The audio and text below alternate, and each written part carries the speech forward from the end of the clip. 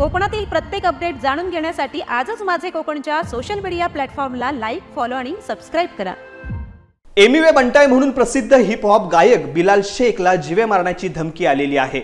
बंटाई music कंपनीच्या मोबाईलवरती मेसेजद्वारा ही धमकी देण्यात आली।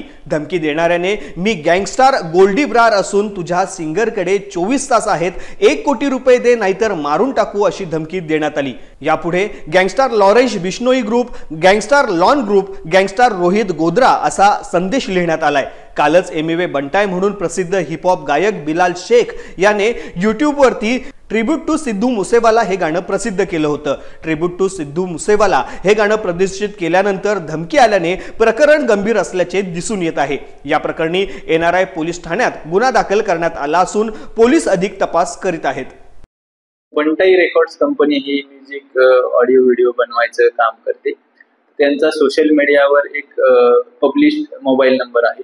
त्या मोबाईल नंबरवर 25 तारखेला सकाळी 8 वाजता मेसेज आला होता की तुमच्या सिंगरला सांगा की आम्हाला 1 कोटी रुपये द्या, नाहीतर आम्ही तुमच्यासोबत काहीतरी बरं वाईट करू। हा मेसेज आपल्याला त्या कंपनीचे मॅनेजर आपल्याकडे तक्रार घेऊन आले होते। त्या संदर्भात आपण NRI पोलीस स्टेशन येथे खंडणीचा गुन्हा दाखल केलेला आहे आणि त्या संदर्भात आपण सत्यता पडताळणी करत आहोत।